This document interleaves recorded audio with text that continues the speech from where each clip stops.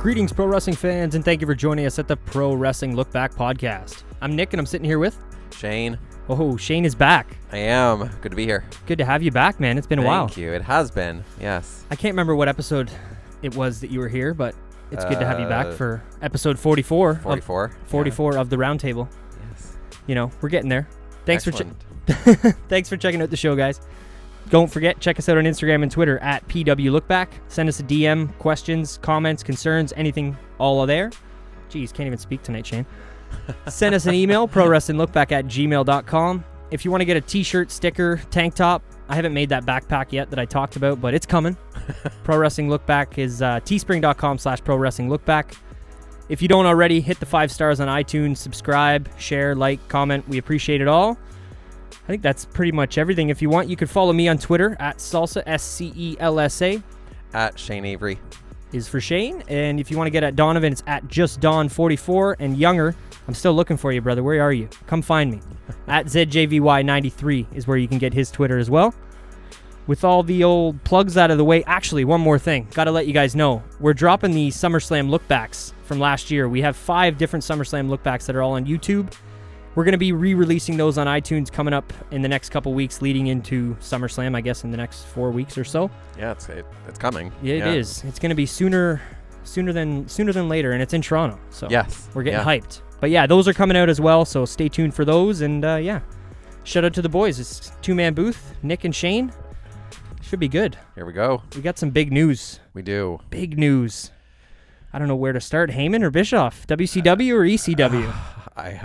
I don't even know how to react to this. I think the Heyman news, I'm pumped because I think he should always be involved with creative, absolutely. But I'm not even gonna lie, Bischoff being involved worries me a little bit.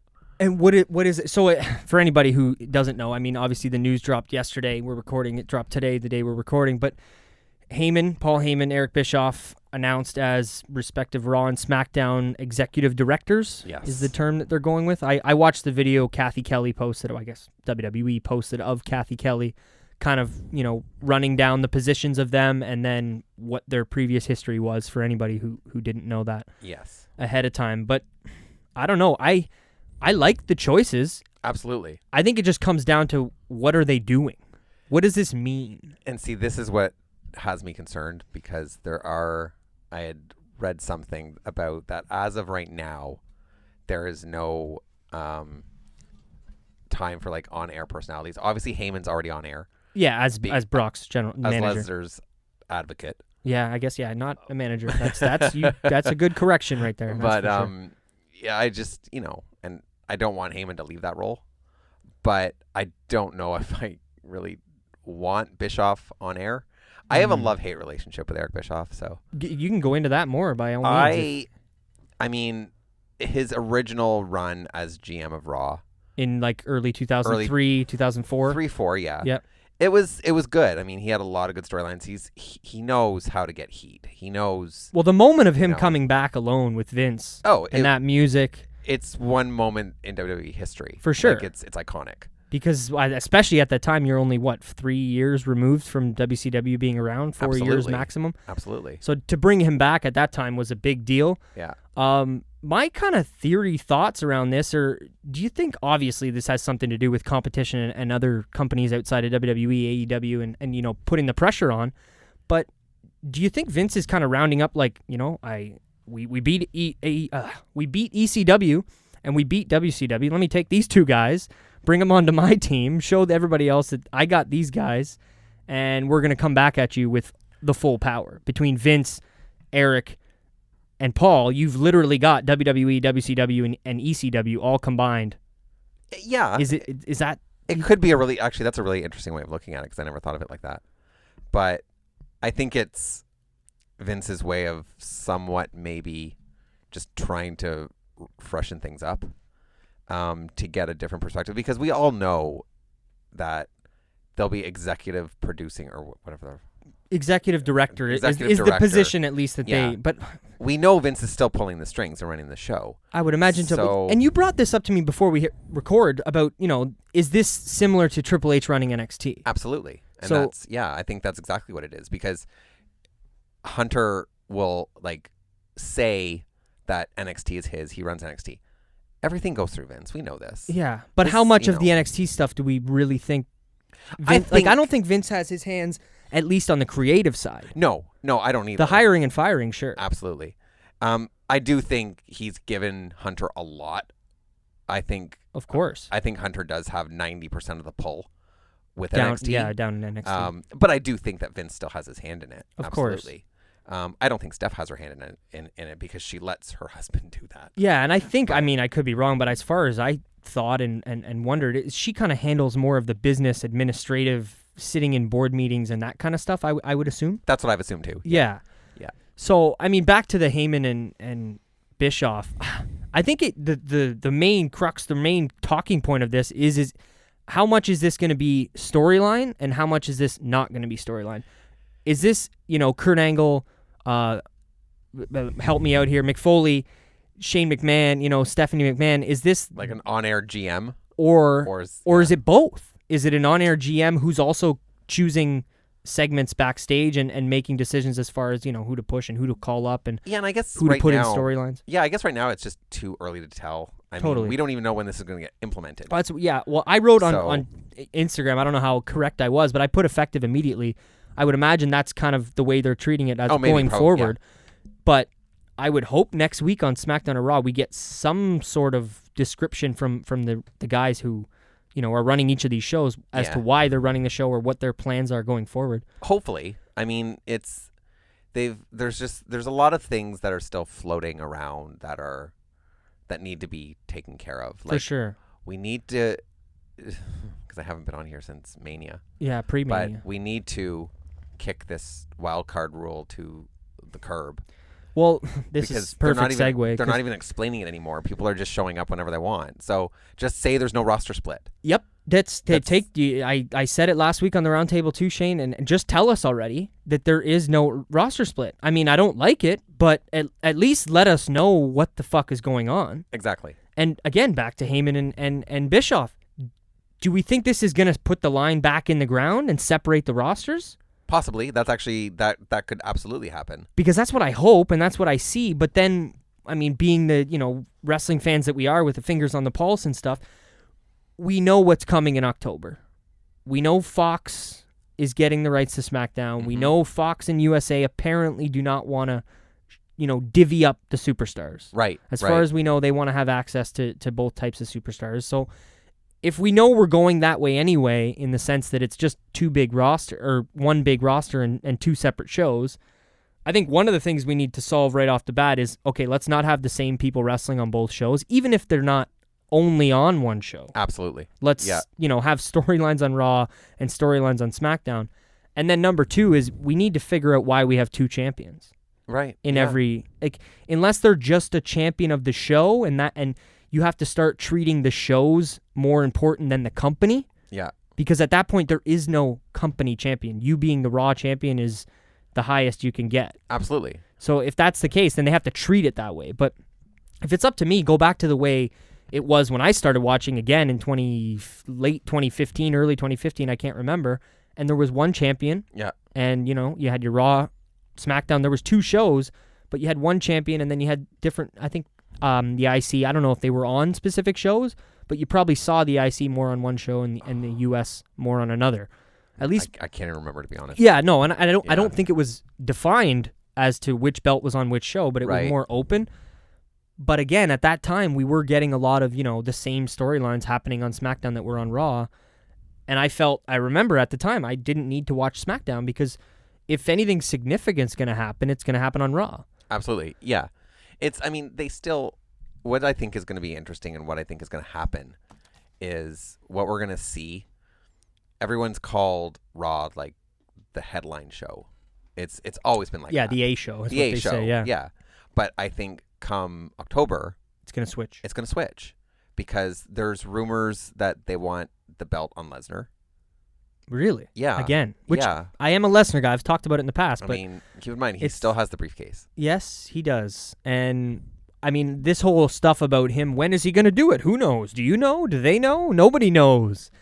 It's not making anybody more excited. No, it's not. Because, I'll give credit to Money in the Bank a little bit because nobody knew Brock was going to come out there. Nope. Okay, it was a shock. It pissed a lot of people off. I didn't hate it. I didn't hate it either. I hated when Wade broke it down so much for me to the point that I was starting to think, well, why didn't he come out at the beginning? And that's not really fair that he came out at the very end. You know what I mean? Yeah, much later. Why didn't anybody else? But that's getting nitpicky. And we can nitpick it all exactly, we want, right. But it was still a shock. Nobody saw it coming, and it garnered a lot of attention. Mm-hmm. Absolutely. And then his attempts at a cash-in against Seth, and it's going to get old really, really quick. Do I think he's going to cash in on Seth? No, I don't. Yeah, I think he'll cash in on potentially whoever beats Kofi. I think he's going to cash in on Kofi. On Kofi? I do. As if he doesn't have enough heat already, man. I don't know if you want to be... Because I don't think you generate the same kind of heat if he cashed in on Seth as he would... No, that's well, yeah. Especially because, sorry, Seth, but you only won the fucking title because you kicked him in the nuts. Like, it's not the most babyface raw title run that... No, it's not. That we have right now, and we'll get to Seth Rollins and his comments and stuff later, but... I guess, I don't know if we want to talk any more about the Heyman and Bischoff stuff. I think all I'll say is, I know that Bischoff is, I'm not saying that he's not talented. He's done so much... Oh, yeah. In this business, and he's incredible. I think over the years I've maybe had my fill of him, and I get really tired of him really quick. Mm-hmm. So with the on-air character, sorry to cut you off. That too, yeah. But that's why I wasn't sure. Is it more the on-air character, or is it more? It's more. I mean, I look his at ideas. His ideas, because I look at what went on in WCW, and I mean, it went the lack of thinking and planning, the lack of everything. Like I mean. The last few years of WCW was just like really not there good. There were problems that he did not want to address. Well, it's similar to Vince now. Exactly, which isn't good. No, but it's not. At least he's reaching out to people he knows that are good. And like I said earlier, maybe he's reaching out to the guys that almost beat him. Probably that he managed to beat in the end, but still. One thing I did want to bring up about Bischoff at least, and this was something I had heard. I don't want to take full credit for it, but. Do you think Vince maybe got Bischoff in on this to help out with some of the talking to executives at Fox?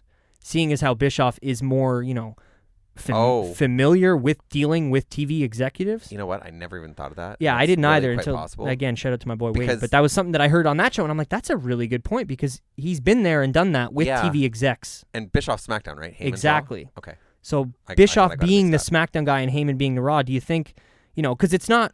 Oh, they threw Bischoff over there because it's the B show. And it's like, well, yeah, like you just said, for how long? Until October. Exactly. And then it's the A show, and it's on Fridays, and who knows if the roundtable changes at that point, too. Yeah, but right? Yeah. We don't know what we're going to do yet. But I mean, AEW will be around at that point, too, probably. So. Yeah. I mean, I think leading up to the October debut, or debut of network, I know what you mean. Fox, I think we're going to see a lot of big things. I do definitely think that Brock's going to cash in. Before then, or like there? I think... I don't know, because I think they'll want Brock going in there as champion. Really? Because it would be a bigger draw. Because then you still have the idea of people thinking, like, what if he doesn't cash in? Or he'll announce that he's going to cash in on SmackDown during the premiere. I don't know. But then will he? Will you have lost all the saving good grace with the fans because you've announced this so many times? Fear. The other thing that I really expect to happen is I think... This is my own prediction. I think we're going to see Ronda back. At SmackDown. I do. I could totally see that. I could see SmackDown execs wanting to have Ronda on their show, without a doubt. I as far as her being away since Mania, I don't know. I know Donovan mentioned something on a previous show about her having a wrist injury of some kind. So I don't know how long that's obviously should be fine by October. But absolutely. Well, I thought she actually broke her wrist during that match. That's what I heard. Yeah. So I didn't know... Because they've mentioned zero Ronda. There's been no mention. Since Mania. No. I don't even think her name has been brought up. I think you're right. I'm not 100. Don't quote me on that. They might have done like a 24 thing on her post-Mania. Maybe. Which, speaking of, if anybody didn't get a chance to see the Alexa Bliss 365. Check it out. Yeah, definitely. So good. Worth the watch. Yeah. Because, I mean, I know... You're seeing a true babyface side of Alexa, but I mean, we can all suspend our disbelief. We know she's not the bitch that she plays on TV. No. So, go watch that if you haven't had the chance. I'll talk more about her on-air character in a little bit. Yeah. But yeah, all in all, I guess we're excited, and like you said to me before we hit record, you're hopefully going to be here more often, so we'll be talking plenty about how this Heyman stuff works out. Yeah, Bischoff, and I want to make it clear that I'm not, advocating for Heyman, not even Heyman, sorry, for Bischoff to fail, because I know what he's capable of. You're just not setting the bar super high. I'm just not setting the bar high. Yeah, I won't. No, and that's probably with Heyman, it's already high. It's probably to be safer than sorry, but I think we should probably not set the bar for either one of them too high, because at the end of the day, like we said, if they're not going to be the ones who are truly making some of these decisions, if everything that they say has to filter through Vince before anything happens, how much is really going to change? And hopefully you a lot. To wonder if before they made these deals, how much did they go into this saying, I want this creative control, I want this control, I want this control. They know who they're dealing with. Yeah, like how much extra work do we think that they're going to be having behind the scenes? Like, exactly a lot. Like, is Heyman now getting 2 paychecks? You know what I mean? I'm curious about all these kinds of things, and I guess obviously we'll probably see next week how much they're on character. Yeah, and exactly. On screen, their characters are on screen. Sorry, and kind of find out from there. Absolutely. But do you want to talk a little bit about Stomping Ground this past weekend? Sure. Yeah, definitely. I didn't get a chance to see all of it. I was actually away. I didn't get a chance to talk about this at all, but I went away to New York City. You did? For the weekend. Yes. Yeah, it was incredible. So shout out to the 20x20, to the Armchair Bookers podcast, and shout out to the Deadass Girls podcast, 3 other podcasts that we kind of, talk to. We want to set something up in the future, but, shit happens, life happens, and we haven't been able to do that yet. But they're all from the New York region, so they were giving me some love on Instagram. So shout out to them for that. But yeah, dude, it was crazy. I drove down with my mom. It was nice, Mama Bear. And good old Mama Bear. And we went down. We drove from Toronto down to New York, about a 9-hour drive. And dude, we got in there. I had to tell this one story. It's crazy. So we get there, like I said, 8.5 hour, 9-hour drive. We get to the Lincoln Tunnel. Right. Which is the tunnel that goes under the river, takes you into New York City, and it's fucking chaos everywhere, cars everywhere. It bottlenecks down from like 15 lanes into 2 lanes going into this tunnel. Jesus. And there's buses and people honking, and it was wild. And I had to figure it out. So I figured it out. I got us in the tunnel. $15, by the way, to enter the city. That's the toll. $15? $15. So that was the first thing. I was like, when we got there, I was like, what is this, a theme park? This city is like a theme park. You got to pay $15 entry fee to get in. Oh, my God. And then we get in, and you're in the tunnel, and you can't cross. It's 2 lanes going straight. There's nobody coming at you. It's just 2 going forward. Okay. And there's a painted line in the middle, and you can't. I'm sure anybody from New York City knows what I'm talking about. But you can't merge over to the right. And we were in the left lane. Didn't know that. You couldn't merge over. Didn't know that I needed to be in the far right lane because we're listening to the GPS. We get to the very end of the tunnel, and we're realizing, oh, shit, we need to get in that right lane. I probably could have jumped over quick and just crossed the line. It's not like there was a barrier, but I didn't know, and I was just still getting familiarized with the city and stuff. So we go left, and we're like, oh, fuck, okay, we got to go around this way and through downtown Manhattan now, whatever. Cool little drive. Make a right-hand turn, make another right-hand turn. We're on a main road. I can't remember, obviously, the names of the streets, but all of a sudden, the GPS says, make sure you're, stay left. I'm like, wait, what? Stay where? And then all of a sudden, there's a barricade on my left side, and I can't go anywhere. Oh, my God. And we're looking down, and we're like, wait, where are we going back in the tunnel? We're like, oh, shit. Oh, my God. Yeah, so we're on our way. We've been in New York City for all of 5 minutes, and we are now on our way through the other Lincoln Tunnel, or whatever the tunnel was called. I know the first one was the Lincoln Tunnel. And we're on our way out of the city now.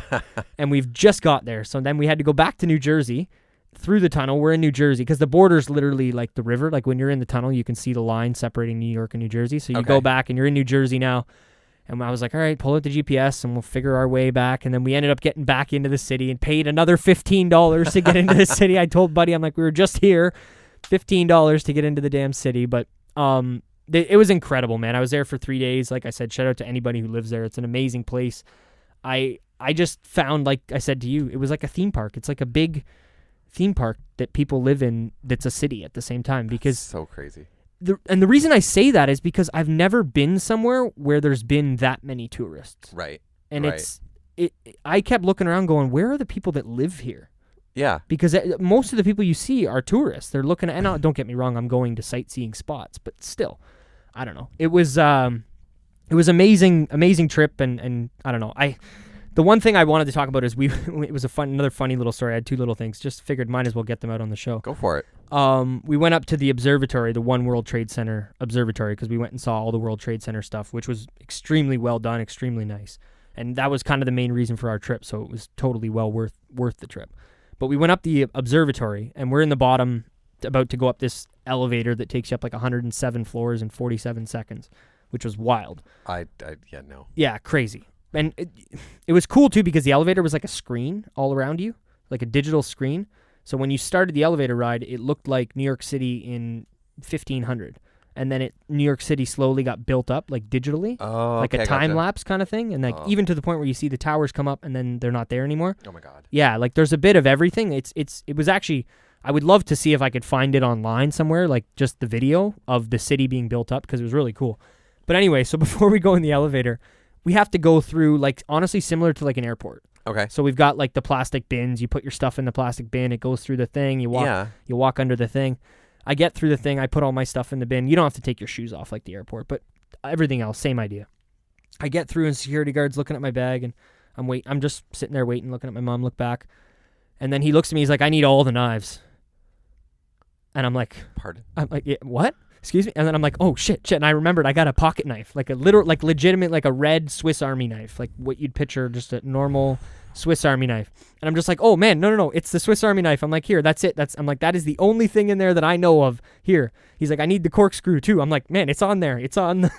Oh my God. I would have been like. Yeah, so I was freaking out a little bit more. It was just Buddy's reaction killed me. He's just, "I need all the knives." And I'm like looking at him, "All the knives? What do you mean all the knives? I don't have a bunch of knives."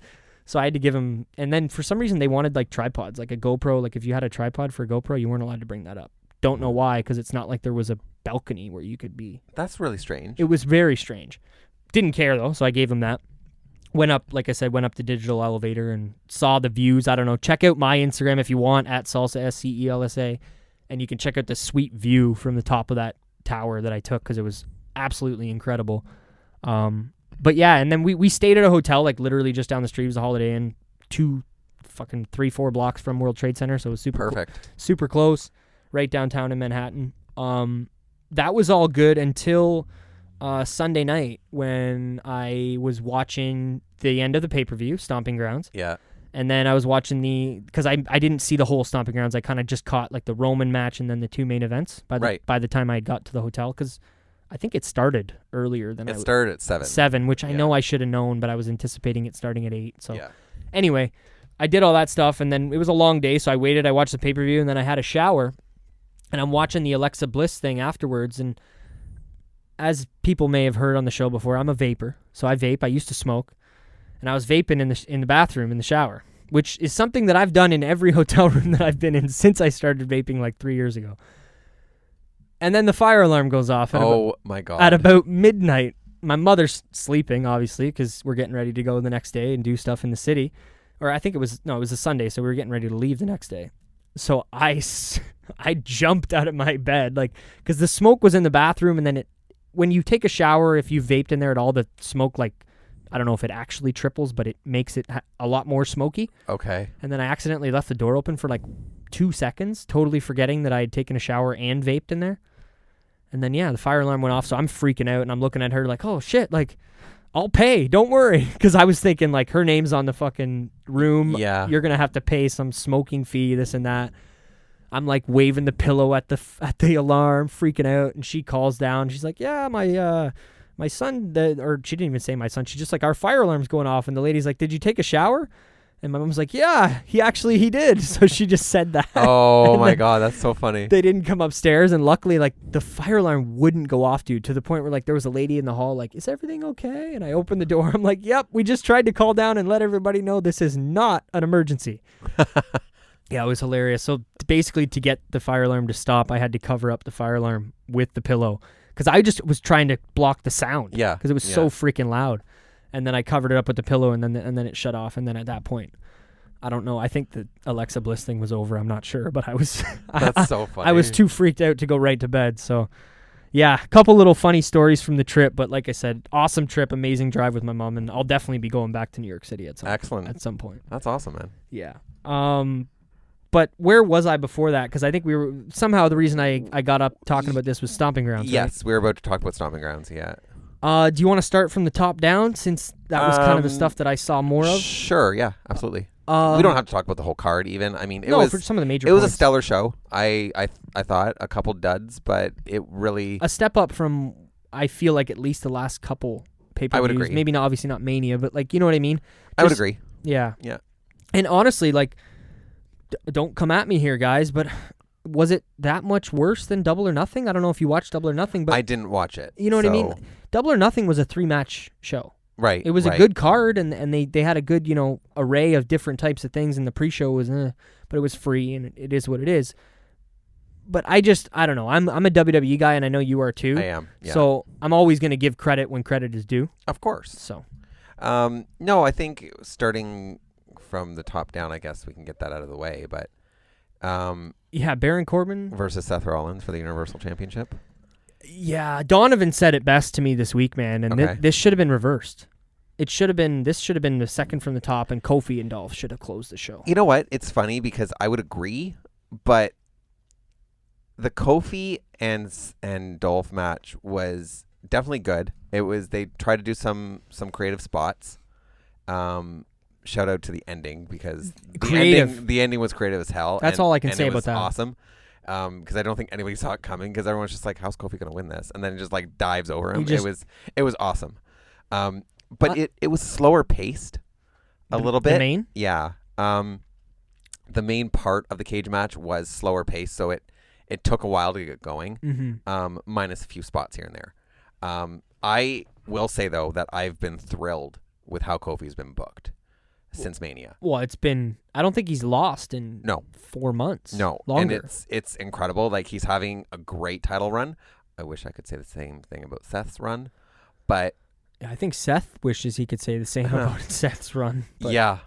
But, yeah, so I don't know if I'd switch them because you were still able to get the crowd really into Baron and Seth because of Becky. Because of Becky being involved late. And you know what? The crowd popped huge for Becky. They did. It took too long for them to get her out there. Because I think they all kind of anticipated it. Everybody knew it was coming. Yeah, especially with, they opened the show, did they not, Lacey and Becky? They did. Yeah, so I didn't see that match. How was, not to jump all over, but how was that? As far as an opener goes. I think it was a smart opener because of how the crowd reacts to Becky. She is still one of their biggest draws. She's, sure. and she will be until they screw it up. But the match was very, I think even saying subpar is generous because I don't think Lacey's at that level yet. She knows there are spots that she can hit, but it literally felt just like going through the motions. And I just feel like she knows her character so well that she can kind of get by in these situations. I agree. Yeah.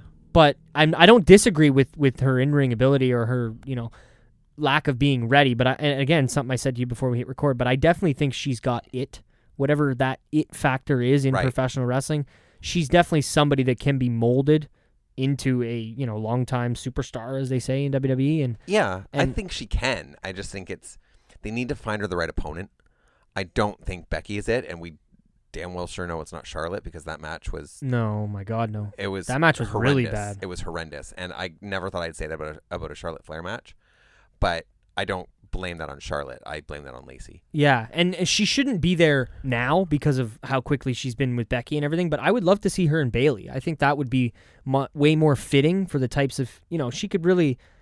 talk down to Bayley about being, for the kids and being fun and absolutely. I could totally see her talking down to Bayley about not being a lady as much as she does to Becky, but it's in totally different ways. Yeah. You know what I mean?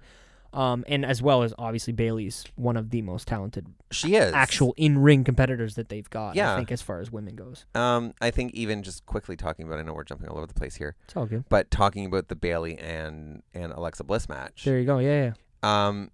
These two women know each other in the ring. They do. Alexa and Bayley. Yeah. Well, they've been wrestling each other since NXT. Yeah, they really do know each other. But I'm just going to say this out loud one more time. They need to stop with that spot of the sunset flip into the powerbomb into the corner. Alexa Bliss has had multiple concussions. Dude, when they showed the replay, when they showed the replays of her taking those from Ronda and in the 365, holy fuck. Like, they need to stop this spot. I know, obviously, Alexa she's been medically cleared. Yep. She's fine. But all that it will take is her to hit her head the wrong way. And then it's another 6 months of getting back to where she was. So, and I think she's great in the ring?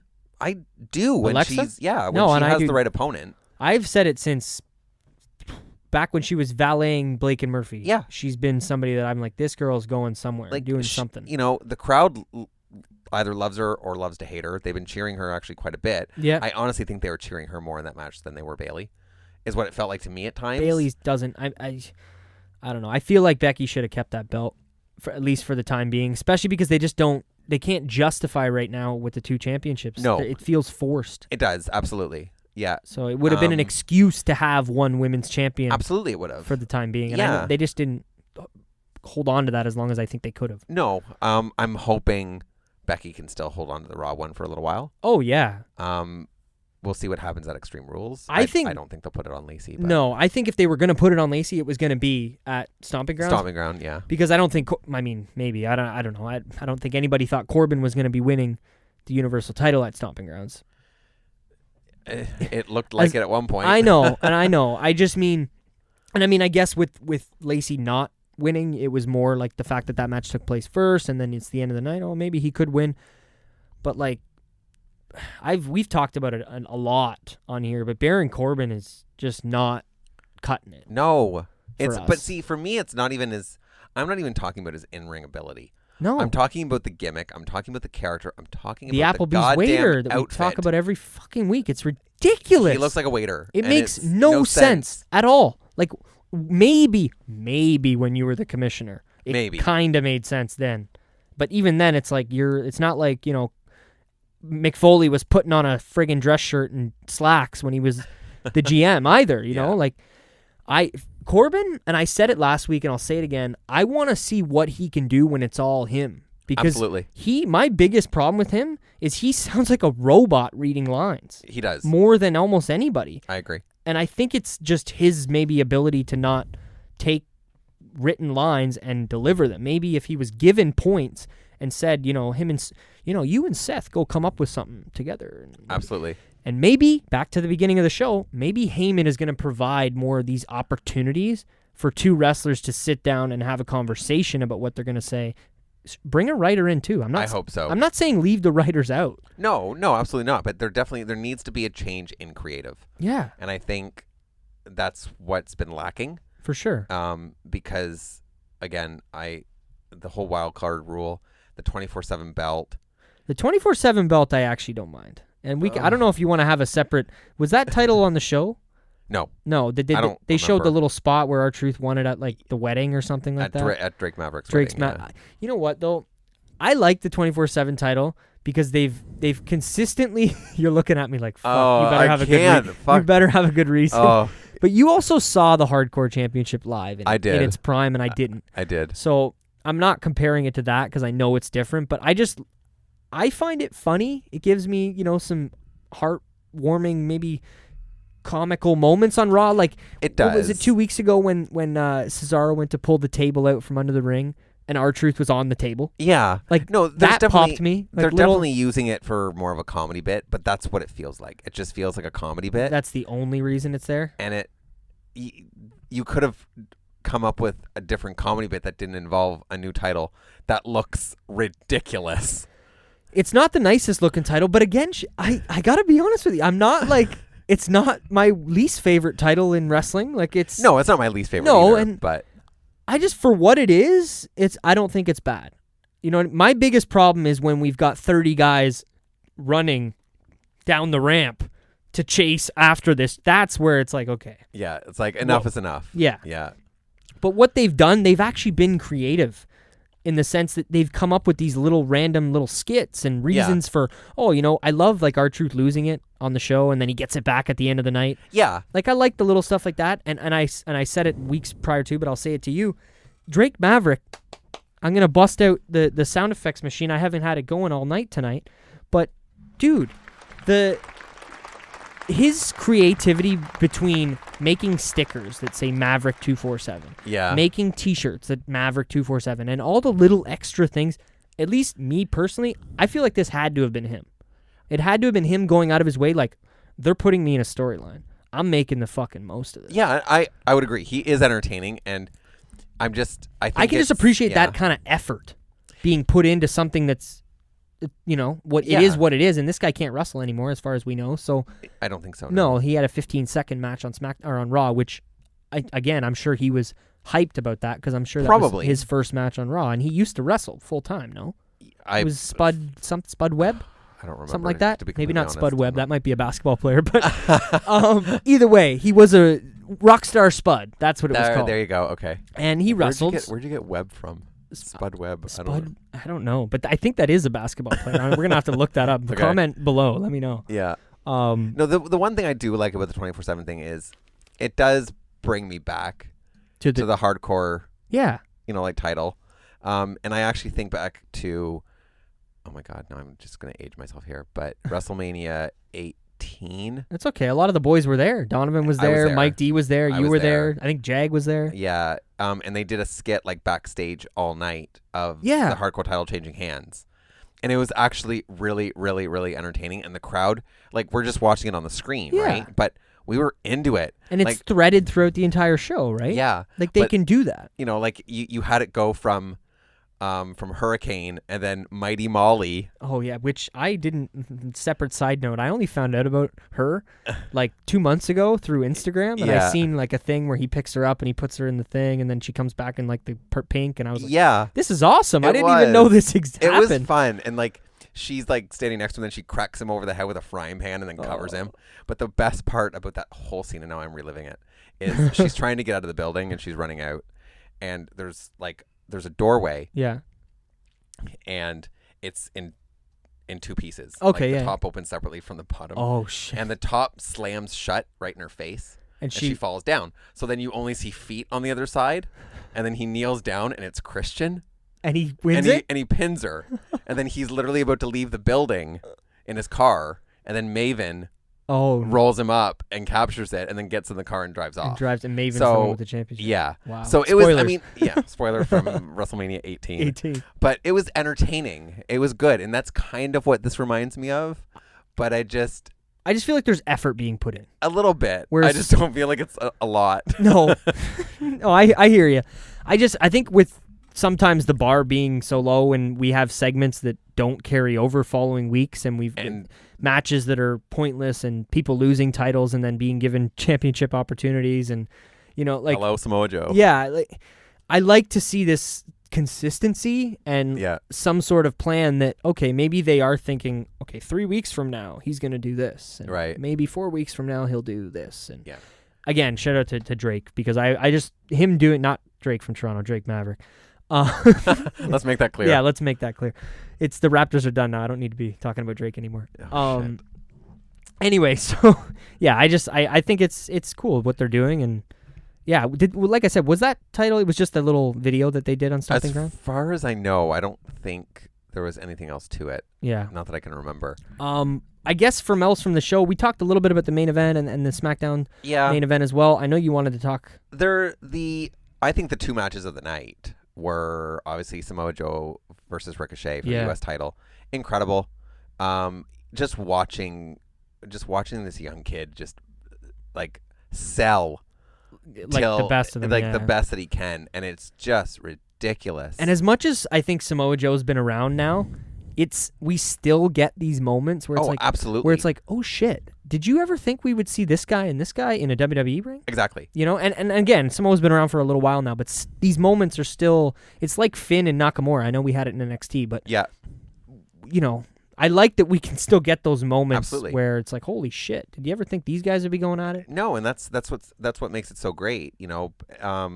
So yeah, that was my one match of the night. For sure. The other one was surprisingly the tag match, New Day against Owens and Zayn. Oh, see, I heard good stuff about the other one too. That match was bananas because it starts right off the bat, and Owens super kicks both of them. Then he does the pop up. No. The running into the corner.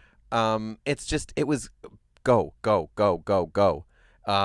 Yeah, the tag title match was good, but the crowd was firmly behind Bryan because he's from that state. That's what I heard too. But I heard that it was odd, but the match itself, was the good. crowd was odd, but the match itself was pretty good. It was good. And he put them over, no? He did. Yeah, so that's good to see. So I like those guys, Heavy Machinery. I think that they've got their own kind of character, their own. Is that who they went against or no? Yeah, no, it was Heavy Machinery, but Bryan and Harper won. Okay, well. Yeah, so he didn't put them over, but no, but what was there were some good spots. Maybe it was a singles match that I'm thinking of on SmackDown that DB laid down for. I'm not laid down, but you know what I mean. Did kind of because I know that he's in they're trying to help these guys out as much exactly, as, and that's why I think Bryan deserves all the respect in the world because he's now almost like a veteran, which is crazy and it's insane. But he's putting over all this young talent. Yeah. No, he put someone over on SmackDown. Yeah, that's what I was thinking of because I know he got pinned this week on SmackDown and I can't remember. Geez, for the life of me right now. I don't remember. It's okay. But either way, like I like Heavy Machinery, and I do too. I'm curious, what their opportunities. I don't want to steal the WWE words, opportunities, but what they're gonna get going forward. Because absolutely. If they put the work in, and they have been, they deserve at least a decent little run. And that's what I would hope for. But my fear is it's WWE logic, and that's why I get scared. Because again, just going back to the Joe and Ricochet thing. Yeah. Joe loses the U.S. title. Ricochet is going to get this massive push. And then the next night on Raw, Joe is in the main event picture when he attacks Kofi. Yeah. And now we're also going to get an AJ Styles versus Ricochet feud. And I'm all over that shit. Which I can imagine. I know we're jumping all over, but sorry. I can imagine. Yeah. No, I can imagine we're going to get some shenanigans there between the club and the boys and all that kind of stuff as well. So. Yeah. So I think it's going to be entertaining. I still scratch my head with Joe being added to the main event picture. I think maybe they just didn't have anybody off the top of their head to challenge Kofi, but dude, where the fuck is Rusev? Give this guy a shot. Where the fuck is Andrade? Where are all these people? And the fact that they're not using Andrade is probably what bothers me the most. And I'm not even a massive Andrade guy, but I know how good he is. Look what he did at Money in the Bank. There you go. Like, look at these spots. Look, I mean, every time I think of Money in the Bank, shout out to Balor because that sunset flip powerbomb, I legit thought like all the bones in my own body had broken when he hit that ladder because I cringed. Yeah, crazy. It looked incredible, but it looked brutal. He bounced off that ladder. Yeah. Anyway, now we're jumping over. No, for sure, but it's totally fine. No, I mean, I want to see Andrade. I want to see Rusev. I think Balor versus Nakamura is going to be entertaining. We saw it in NXT, I think. Yes, it happened once, I believe, in NXT. And again, I talked to Donovan about this on the phone today, kind of prepping myself to record. But this might be it for me as far as Nakamura. Like, he's got to do something, man. Absolutely. And I love this guy. Like, I got the fucking T-shirts. I got the pop vinyl. I bought a chocolate bar when I was in New York City that had Nakamura on it, and I bought it just because it was a Nakamura chocolate bar. I love this fucking guy, and I want to keep cheering for him. And it's not that I'm going to stop cheering for him, but I can't keep defending him when I have to go back to the first match you had. Absolutely. With Sami Zayn. Yeah. I can't keep... Something's not... There might have been one of the matches with AJ that was, and it's not that they're shit. It's just, it's not the Shinsuke that... It was definitely, I think it was expectations too, because I think everybody, like when you look at AJ Styles versus Shinsuke Nakamura on paper, you're like, fuck. Yeah, New Japan. This is gonna be like ridiculous. Was their Mania match ridiculous? Not even close. No, I liked the second one. The second match was a lot better. Yeah, what was it? I can't remember where it was at. Was it at the one in Australia? I can't. There was so many shows. There's been so many. I can't even because Mania wasn't their that was their first match, and then they wrestled after me. They did, yeah. So I don't know. But they didn't live up to the hype. They were never bad. They just weren't great. And then they tried. They gave Nakamura the U.S. title run. Then tagged with Rusev.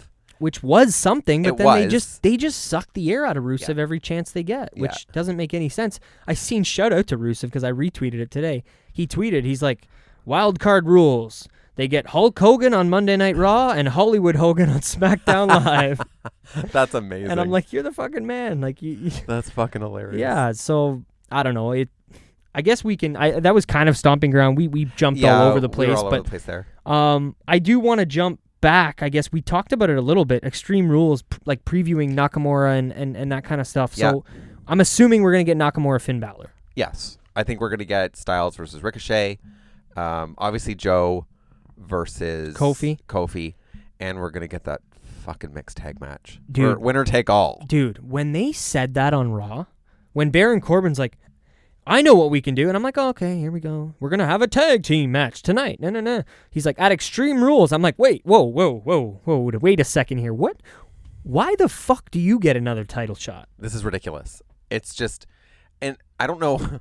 Okay. Like, I don't want to say anything like too inappropriate because like I don't know what Corbin's doing backstage to get all these opportunities, but yeah, I don't like. I need an explanation. Maybe Lacey Evans is teaching him how to curry favor, if you know what I mean, because that seems to be her. Jesus Christ. I don't know. I think a tag match will do them both favors because then the eye is not on just one of them. Yeah. And if it is the end, they established. Sorry to cut you off. They did establish like. This is it. If we beat you, you're done. No more title shots. No more this. No more that. Absolutely. But why does he still? But why? Why does he still have? And this caught me off guard because I caught this on Raw, and I don't know if you saw it or not. But is Corbin still in charge? I don't have a clue. Because I could have sworn he said something along the lines of, "I'm going to make the decision. I'm going to make it this." And I was like, "Wait, I thought you weren't like. Is he acting GM again?" Because if he is, news to me, but... Fuck if I know. I don't really know, to be honest. Exactly. I just think the reason I'm getting so frustrated is because you've got an entire roster of people that Seth could feud with. Oh, yeah. And same as Becky. You've got an immense talent of female women. That didn't make any sense. Well, they are, of technically. Women on the roster that she could be feuding with. You know, like... And we're taking the greenest one. But we're taking, and they always do that after Mania. They always try to push the new talent, and I get it. Okay, you pushed her. It's not working. Exactly, and I don't know. Where's Sasha? Complaining on Twitter still? Probably. I don't know. I feel like honestly, I went at Sasha a little too much, I think, on this show. I want to believe that she's coming back because she's still, last time I checked, she's still under contract. Well, that's what I heard, quote unquote. She just, I think she's frustrated with the product, but so was Bayley, and they put the fucking title on Bayley. Exactly. So Sasha just, pull your big girl pants up and, Yeah, like, I mean, we can't speak to what is actually happening to her behind the scenes, but at the end of the day, you're in the biggest wrestling company in the world. Exactly. Don't act like you haven't been given opportunities. No. Or, you know what I mean? Like, you still have, you got to show appreciation. Of course you do. Is kind of what I'm getting at. Yeah, absolutely. And I That's think, all. Sasha is one of the best women wrestlers they have on their roster. Yeah, and you don't think that 150 women on the indies wouldn't trade places with you in a heartbeat? Yeah. So but then I look at the rest of the roster. You've still got Natalya there. You've got Sonya Deville, Mandy Rose. Mandy Rose is fantastic in the ring, and I don't think they're using her at all. Dude, did they tease a kiss this week on the show? I swear they did. Younger sent me an Instagram video, and I was like, what? Between what, Mandy and Sonya? Yeah, and I was like, I must have missed that. Yeah, I don't know if it was like blatant or if it was somebody trying to pull something out of nothing. Things? Yeah. But if they are, I wouldn't mind trying that just to see what, you know what I mean? How the crowd reacts. I don't think they've done that since, obviously, Trish and Mickey, and that would be different anyway. It'd be a lot different because they would have to keep it a little bit more PG. And I think if they were to go down that road and they tried to go down the road of like them both being rather than just one person, and you know what I mean? I think it'd be interesting. I think it would be too. But again, we're jumping all over the place, which is fine. It's what the round table is for. There you go. But Sonya, I'm trying to think of more people for opportunities for the champions because Ember, Cesaro is and Rusev, like I talked about, and other people that are just sitting behind the scenes. Yeah, exactly. Like, do you just pay them to go to live events? It's ridiculous. And I don't want to bash the whole show here, but it's just kind of like... But it's frustrating. You took the words out of my mouth. It's man, just because frustrating. It's exactly what I was going to say. It's frustrating, and the only thing that right now that frustrates me more than that is the wild card stuff, but it's all intertwined. All intertwined, yeah. It is what it is. I mean, we can be thankful for one thing. This whole, I mean, again, oh my God, I can't even speak. Hey, it happens. I'm bitching about a lot, but there is still a lot to like. Like we said, the pay-per-view Stomping Ground, I enjoyed it. It was really, really good. We haven't had Hunter or Steph on TV much. No, well, we had Hunter nice. Congratulating Ricochet backstage. Which I loved, though, because I thought that was awesome. I actually liked it a lot. I think I didn't see it fully, and reasons. Yeah, fair enough. I liked it because it gave Ricochet that moment, Mm-hmm. but at the same time, I felt like it was to do more for Hunter than it was for Ricochet. That was kind of where I was going with that. It's like, oh, you just want to make your TV moment. You want to make sure everybody It's all knows, about like, you. I brought you here, buddy. Yeah, exactly. You know, like, So that did irk me a little bit, and also, sorry, I'm just going to say this really quick. The one thing that was really strange for me about that, though, is like when he's getting congratulated by everyone when he walks backstage. It was crazy to me to see Charlotte Flair standing there, not on the fucking card. not doing anything. Why was Like- she even there? Like, she is, and you know what? I've bitched about her a lot, but with, like, by a mile, she is the best female worker on The on their planet? roster. You think so? Yeah, I do. I 100% I don't do. disagree. I thought you were gonna. I guess I was gonna say. I thought you were gonna say of all wrestling, but I guess the top female talent, no disrespect to any other companies, Yeah. is in WWE right now. Yeah, So absolutely it is. And Charlotte's like, she's a workhorse. Like, she's ridiculous, for sure, you know? And I just think I'm happy with the brakes being pumped. And Of it's not course. because I don't like Charlotte, or I don't think she deserves this, or I don't think she, like you just said, is probably the best in-ring worker on the roster. I'm cool with the break right now because I just needed to not see her on TV yeah. and I maybe think- not have her in the title picture. Don't which get me is still wrong. good. Yeah. If they did, which they fucking don't, which pisses me off again, but it is what it is. If they did more storylines that didn't involve titles, Yeah. Absolutely. I don't think I would have as much of a problem with it. It's just every time she's on TV, she's talking about how she should be champion. And it's like, Yeah. well, yeah, but I think they also gave her a bit of a break too because of all the stuff going on with Rick and his health makes sense. issues. So I think Yeah. she took a bit of a breather. After Mania, and we, But- I mean, not that she laid down for Becky, but anyway, she lost. You know what I mean? She lost. She did. Yeah. It's not like she won at Mania, and she did all that stuff there. So, yeah, Charlotte, nothing but love for Charlotte Absolutely. from the Pro Wrestling LookBack. That's Absolutely. for sure. I had some couple random things for you before Sure. because we're going. I don't know. We're almost getting close to the end here. I'll do my F1 update in a little bit, but questions just for this is not really related to like actual storylines or anything, but just how much do you get a chance to sit down and watch Raw and SmackDown? I'm more just curious. I try to watch it. Yeah, well, I know When you're it's not on, like weekly um, fan catching in 5 hours of Raw and SmackDown every week. So, But I do. I try to watch it as much as I can. Mhm. But even if I'm not watching it, I'm still following it. Like, I'll be following it on Twitter. Well, that's Yeah. you mean live? Yeah. Okay, well, that's even more than I was expecting because I was curious because Donovan does this a lot when he can't watch the show. He's working a lot too, and I was curious how much you use the YouTube clips that WWE posts and how much this helps you stay involved in the storylines. And then I want to have like a little mini conversation about how many people probably are doing this and how much that may or may not affect TV ratings. Again, as may or may not how much those matter nowadays. Yeah, I think. I mean, I do watch them. Like, Like if you miss Raw, are you jumping on YouTube and looking for the top 3 or 4 videos from that episode? usually, yeah. When I read like recaps Mm-hmm. and it'll say, "Oh, this happened, this happened." Like, just for example, I was watching Raw this past Monday, but I didn't see all of it. I was kind of coming and going from it. Yeah. And I was of driving home course- from New York and I kind of Yeah. yeah. And then of course, what do I miss? Dung. I miss Undertaker, and I was like, Rest in peace. There you go, Shane. Had to get the perfect. soundbite out for you. And that was a genuine massive crowd pop. It was perfect. So like, something nobody- you would wish you saw live? I I wish do. I did. I do. Because literally, like, it was awesome. So the crowd reacted to it perfectly. He looked incredible considering the last time we saw him, it wasn't so good. But Dude. I don't even know how much I can talk about that without getting upset. Yeah, their match, the Undertaker and Goldberg match, is probably best not talked about. I mean, I thought he was dead. yeah, it wasn't. It just wasn't good. It just they were too old to be. I think having a match with just them. You know what I mean? Even Taker and Shane shouldn't be like Roman and Drew being in that match. Thank God, Oh, thank God.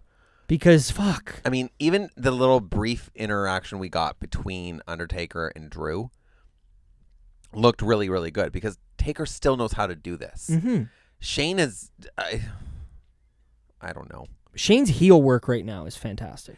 I can say as far as him being booed and hated and Oh, and actually absolutely. getting heat, I can give him credit there. It's working. I'm not a huge yeah. Shane guy in the sense that, I don't think this guy who in his late 50s or however old he is, son of the promoter, should be in the position that he's in the company. He absolutely shouldn't. But they're making it work. Yeah.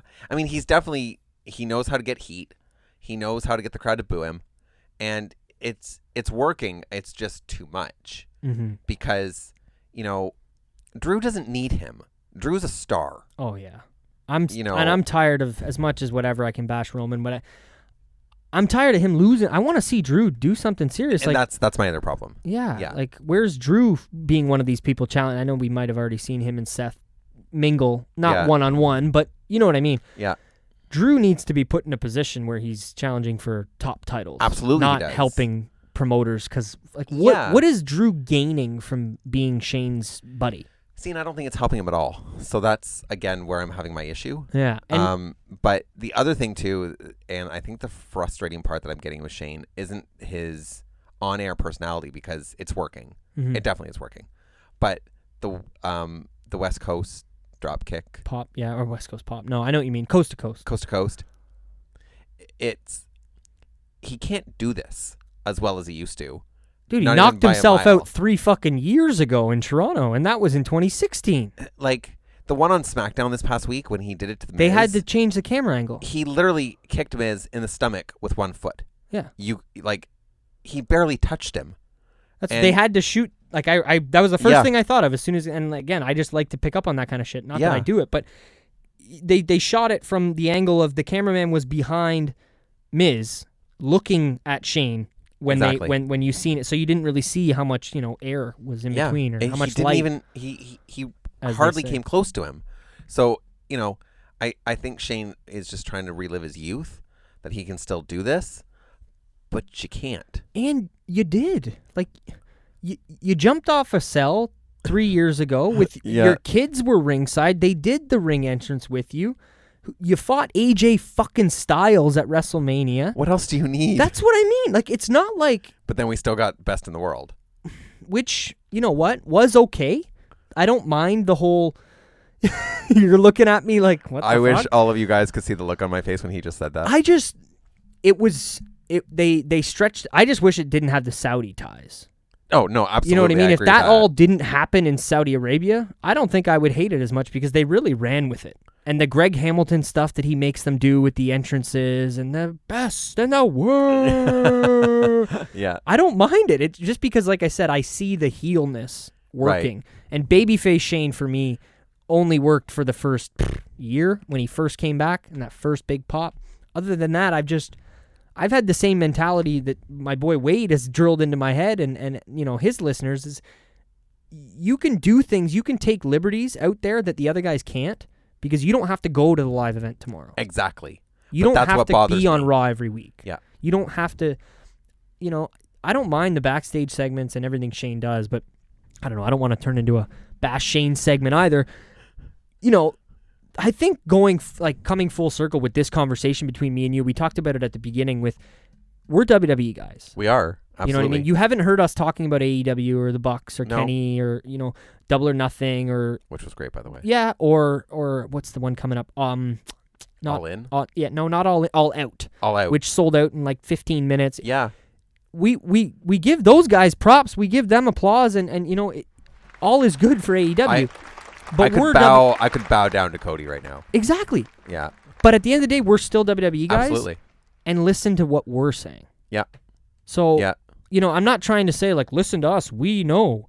But if me and you, who are pretty much raw WWE guys, are sitting here coming up with a list of things that could be different and we just want simplified, then maybe that there is some things that should possibly be done on WWE television. Yeah, absolutely. And I think you want to listen to your fans. You want to, they're getting all the kids in there and the kids are loving it. They're, Yeah. But I don't hate the PG, man. I don't hate that it's for everybody. No, I don't either. There's a good way of doing it. You just need to... But you can still respect the old school fans that are still with your product. Exactly. And I don't think they are. Not all the time. But sometimes, for sure. But they still give us matches like Ricochet and Samoa Joe. And exactly. They give us moments. AJ and Ricochet coming up soon. Yeah, and then you have Undertaker showing up on Raw. And half the kids in the audience are like, who is that? Exactly. Which is... Who's the old terrifying. Guy? And I said this to Donovan and them a little bit while back. I don't know what your thoughts on it would be, but Am I wrong in thinking that he does look more like a dead man? Oh, he absolutely does. Because he's an old man? Well, and I don't mean that like you're an old man. I just mean he looks like an old guy. He looks like he's in his 50, 60-year-old man, you know? That's the joke I made after the Goldberg match because I think, honestly, I took a screen grab of it at home. Yeah. But when he finally pins him at the end of the match and he sits up and the camera actually caught his face, he was so fucking pissed, which is what you had said. And we both had this conversation about why he came back so quick. To come and help Roman. He wants to wash this taste of that match out of his mouth. Not even out of his mouth. I think he wants to wash it out of our mouth. Probably that too. I don't think he wants, because, he doesn't come around frequently. We know that's not his last match, but he doesn't come around often enough that we're going to remember that. If he doesn't come around for another 6 months, then remember when he had that match with Goldberg? Whereas at least if he does this little tag match, when we see him again at Royal Rumble or whatever, right? The last moment that we remember is him and Roman in the ring holding up arms together, which I'm assuming that's how that's going to go down. Probably. Absolutely. I do think they'll add a stipulation to it because it is Extreme Rules, but they're not announcing any stipulations for any of the matches yet. I hate the fact that Extreme Rules is called Extreme Rules anyway. It shouldn't be anymore. When they first started doing it, it was when they had the ECW name attached to it. Exactly. Well, first it was One Night Stand. No, yeah, totally. And then it became One Night Extreme. Yeah, no, I know exactly what you mean. And so that's a whole separate conversation about, I mean, at least they've changed some of them. We've still got TLC and shit, but thank God there's no more Fatal 4-Way pay-per-view. Oh my God. I'm happy I missed those years, man. Holy shit. Yeah, I don't miss those. No. But yeah, all in all, I think, what we said about Heyman and Bischoff at the beginning and what they're going to do, it goes to what we just talked about now, and fans need to be thought of. Absolutely. When the creative process is happening, and it needs to go more deeper. They need to think more down the line. They do, and absolutely. treat it, maybe some fans want this, maybe some don't. I'm kind of riding the fence on it sometimes. Maybe treat it more like a sport.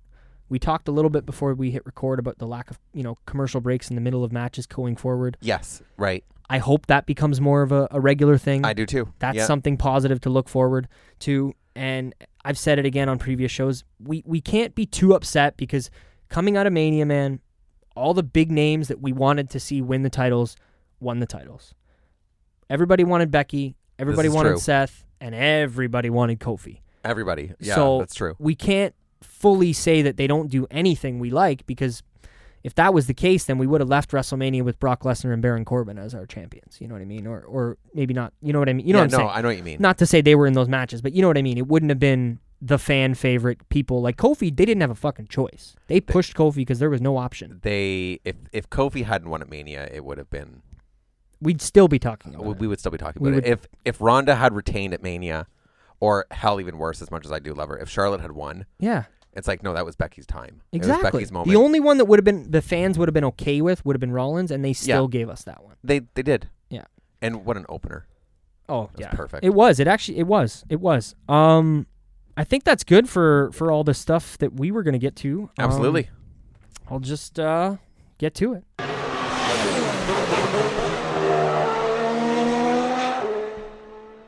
Another little Formula One update at the end of the show this week. I watched the race in New York. Oh shit. Yeah, in the morning. Me and my mom, because she's a big Formula One fan too. We watched it in the hotel.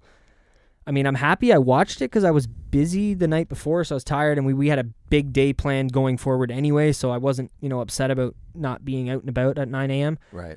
But holy shit, was it a snoozer this week, Shane? I know you're not big into Formula One, but... No, but oh shit. Yeah, it was just a very boring race. There's minimal passing, and my boy Lewis won. Mercedes walked away with it again, 1-2, shout out to them. But it's starting to become, I've been talking to some people at work, and they're just not interested. It's too one-sided right now with the dominance that Mercedes has in the sport. Okay.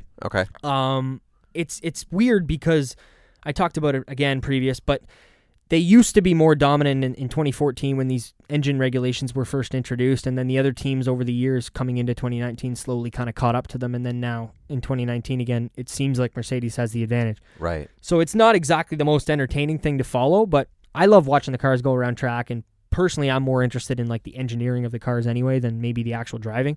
So that's, I don't know, it's to each his own, but the race this weekend was a bit of a snoozer. It was the French Grand Prix. I'll give you the update again as always. Hamilton with 187 points, Bottas with 151, and Vettel with 111. Like I said, Mercedes another 1-2. Bottas and Hamilton, it looks like it's going to be these two guys throughout the rest of the season battling each other. Hopefully, at least, if Hamilton doesn't run away with it.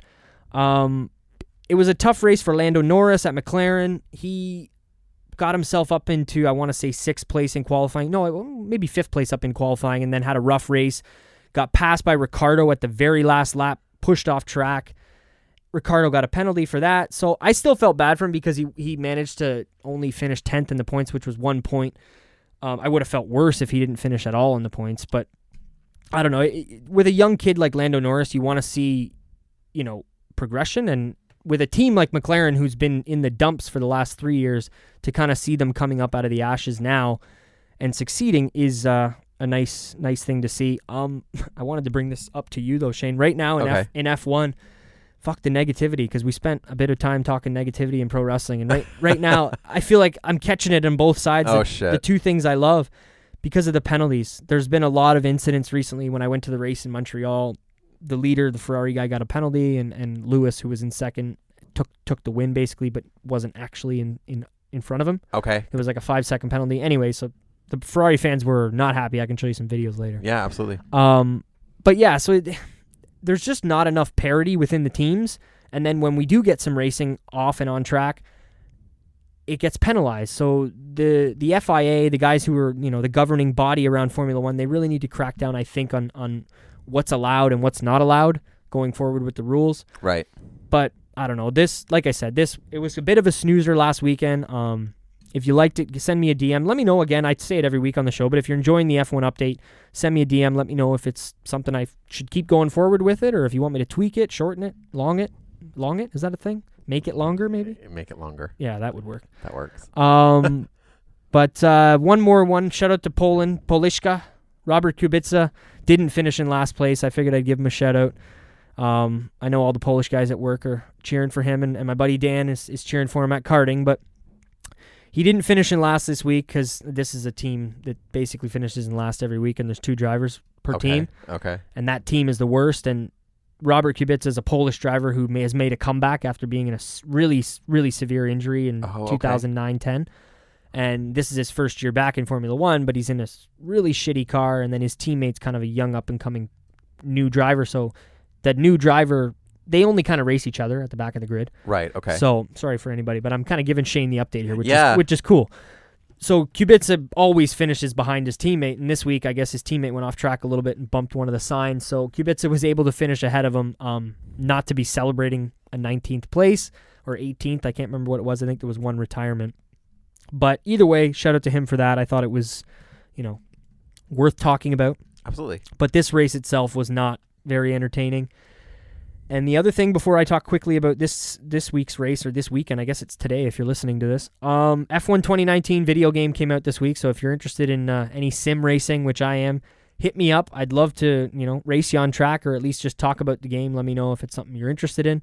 I love it. It just came out, obviously, like I said, and it's got Senna, Prost, and they've added the Formula 2 cars, which is cool because you can kind of make your progression from Formula 2 up into Formula 1. Like I said, I'm just a big sim racing guy. I spend a lot of my time on that when I'm not doing the podcast stuff or working. But Austria this weekend, short track. There's only 9 turns on this track. Super quick, but a minute 9 seconds they can do a lap around here, which is super short compared to some of the other tracks around 2 minutes, minute 50. Okay. And 9 turns is super short. Some tracks have upwards of, high teens, maybe even low 20s. So to have 9 turns, you really need to focus on those 9 turns. There are a lot of high-speed turns in the sense that you're going through the turn in a higher gear and throttling the gas and trying to, ride the edge of the car. So it's definitely more of a driver's circuit. And it's the Red Bull ring, so it's kind of the Red Bull team. It's their home race. They won last year with Mercedes having a double DNF, which is basically unheard of to have 2 Mercedes both not finish the race. Oh, wow. With mechanical issues. They didn't even crash or anything like that. It was strictly mechanical. So who knows? Maybe it's not their best track, but I'm sure after, the problems they had last year, they'll probably be looking toward fixing that this year and not having those problems at this track. Other than that, fuck, man. Ferrari. What are you doing? Step it up. My dad is a big fan, and he wants to see some winning, and I'm sure there's a hell of a lot more Ferrari fans out there that want to see some winning as well. And I want to see some battles on track. I want to see Lewis battling with Vettel or Leclerc getting his first win, and I don't want to sound like I'm, too hard on them, but it's time to step it up. And I don't know if they can do it this weekend because, like I said, the Mercedes dominance has been, dominant this year. It's 7 races, and they've won all 7, and Lewis has won, I think, 5 of 7. So, we'll see going forward, but thanks for listening to the F1 update.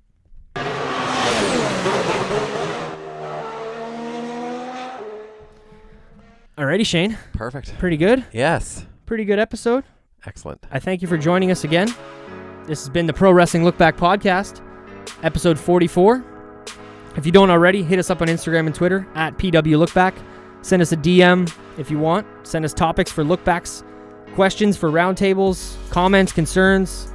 I don't know. Anything else? Am I missing anything there? No, Shane? I think you're good. I think you're covering all your bases. I think so. If you want, hey, you can send us an email, prowrestlinglookback@gmail.com.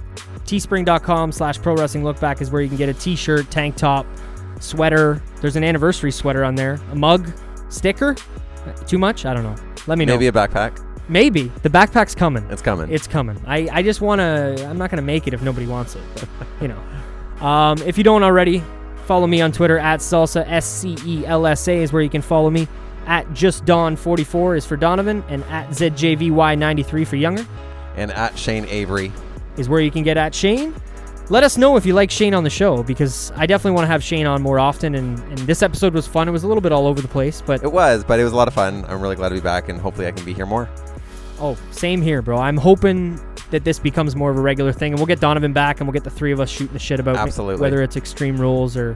Hey, we still want to get you in here for a look back. Absolutely. I definitely want to Yeah. I want to be here for Maybe those. we'll let you pick one and two, because that would be... Shit. You could pick the pay-per-view, come in, me and Donovan won't even know. You just tell us. Maybe? I don't know. We'll see. We'll figure it out. Thanks for checking out the show, guys. This has been the Roundtable Pro Wrestling Look Back Podcast, episode 44. I'm Nick. I'm Shane. Stay classy.